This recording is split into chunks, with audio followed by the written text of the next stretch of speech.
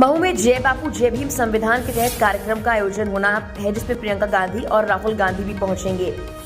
इसको लेकर नगरीय प्रशासन मंत्री कैलाश विजयवर्गीय ने नेहरू खानदान पर जुबानी हमला बोला। दरअसल मंत्री कैलाश विजयवर्गीय धार के किला मैदान पर गणतंत्र दिवस के मौके पर मुख्य अतिथि के रूप में ध्वजारोहण करने पहुंचे थे। ध्वजारोहण के बाद प्रेस कॉन्फ्रेंस की गई, उसमें नेहरू खानदान पर जमकर हमला बोला और कहा कि नेहरू खानदान ने हमेशा संविधान को पॉकेट में रखा है, हमने सर पर रखकर सम्मान, इसीलिए कांग्रेस की नौटंकी का जनता पर कोई असर नहीं होगा। लोग भाजपा के साथ हैं, भाजपा के साथ ही रहेंगे। आगे कहा गया कि इतिहास उठाकर देख लो, सबसे ज्यादा बाबा अम्बेडकर का अपमान किसी ने किया तो पंडित जवाहरलाल नेहरू ने किया। वो चुनाव लड़े, हराने के लिए उन्होंने उस जमाने में 20 से 22 सभाएं की। उस चुनाव का परिणाम देख लीजिए, आज भी रिकॉर्ड में उपलब्ध है। 74,000 वोट निरस्त हुए। ये पहला चुनाव था, किसी भी लोकसभा में मुंबई में इतने वोट निरस्त नहीं हुए, वहां पर निरस्त हुए, निरस्त गिराए गए। बाबा साहब अम्बेडकर ने चुनाव आयोग को शिकायत की। चुनाव आयोग नेहरू के कहने पर इतने प्रेशर में था कि उन्होंने उनकी याचिका निरस्त कर दी। उनको पार्लियामेंट में जाने से रोका, उनको संविधान सभा में जाने से रोका। हिंदू महासभा के एक पुणेकर जी थे, उन्होंने उनको इस्तीफा देकर अंदर प्रवेश करवाया।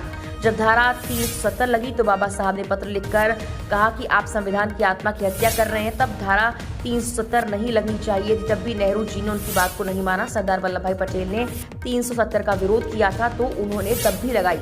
देश के ऊपर आज बहुत बड़ी समस्या जो पैदा है वो पंडित जवाहरलाल नेहरू की गलती से हुई। दूसरा हम देखें तो उनकी बेटी इंदिरा गांधी ने आपातकाल लगाया। इसके बाद बहुत सारे लोग जेल गए, कांग्रेस के ही जिन लोगों ने उसका विरोध किया था वो भी जेल में रहे बेचारे। वो जितने भी सीनियर लीडर हों, जिसने भी इंदिरा जी का विरोध किया, उनको जेल में डाला गया। संविधान का उपयोग अपनी कुर्सी बचाने के लिए किया जा रहा है, परिवार को बचाने के लिए, देश हितों में कभी भी नहीं किया। अगर हम राजीव गांधी की बात करें, तब दंगे हुए, सिख मारे गए तो राजीव जी से ये पूछा गया ये क्या है, तो उन्होंने कहा जब बड़ा पेड़ गिरता है तो धरती हिलती है। क्या ये उनका संवैधानिक बयान था? चलिए वो छोड़िए। इंदौर में शाहबानो महिला थी, उसके प्रकरण में सुप्रीम कोर्ट ने महिला गुजारा भत्ता देने का घोषणा की। उसके खिलाफ सुप्रीम कोर्ट के खिलाफ पार्लियामेंट में वो गए, सुप्रीम कोर्ट के परिणाम को बदल दिया। ये संविधान की हत्या राजीव गांधी ने की थी। देखिए, यदि आप इतिहास उठा के देखें तो बाबा साहब अम्बेडकर का अपमान सबसे ज़्यादा अगर किया तो पंडित जवाहरलाल नेहरू ने किया। वो चुनाव लड़े तो हराने के लिए उन्होंने कम से कम 20-22 सभाएँ की उस जमाने के अंदर। फिर उस चुनाव का परिणाम देख लीजिए, आज भी रिकॉर्ड में उपलब्ध है कि 74,000 समथिंग वोट निरस्त हुए। ये पहला चुनाव था और किसी भी लोकसभा में मुंबई के इतने वोट निरस्त नहीं, वहाँ पर निरस्त हुए, ये निरस्त कराए गए। बाबा साहब अम्बेडकर ने चुनाव आयोग को शिकायत की। चुनाव आयोग नेहरू जी के इतने प्रेशर में था कि उन्होंने उनकी याचिका निरस्त कर दी। उनको पार्लियामेंट से जाने से रोका, उनको संविधान सभा में जाने से रोका। वो तो हिंदू महासभा के पुणेकर जी थे शायद, उन्होंने इस्तीफा देकर उनको अंदर प्रवेश कराया। जब धारा 370 लगी तो बाबा साहब ने पत्र लिखा कि आप संविधान की आत्मा की हत्या कर रहे हैं, धारा 370 नहीं लगना चाहिए।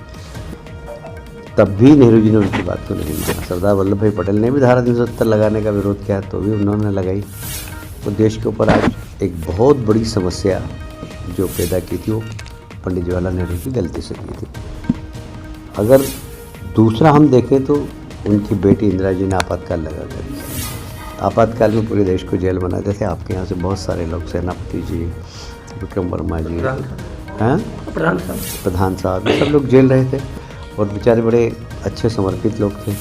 तो पूरी देश, अच्छा कांग्रेस के ही जिन लोगों ने उनका विरोध किया था वो भी जेल में रहे थे, चाहे मोरारजी भाई हो, चाहे जितने भी सीनियर कांग्रेस के लीडर थे। उन्होंने, जिसने इंदिरा जी का विरोध किया उनको उन्होंने जेल में डाला। तो ये संविधान का उपयोग उन्होंने या तो अपनी कुर्सी बचाने के लिए किया है, अपने परिवार को बचाने के लिए, देश हित पर कभी भी नहीं किया है। अगर हम राजीव गांधी की बात करें तो जब दंगे हुए, सिख दंगे, सिख मारे गए, तो राजीव जी से पूछा गया कि भाई ये क्या, तो उन्होंने कहा कि साहब कोई बड़ा पेड़ गिरता है तो धरती हिलती है। अभी क्या उनका संवैधानिक बयान था? चलिए वो छोड़िए।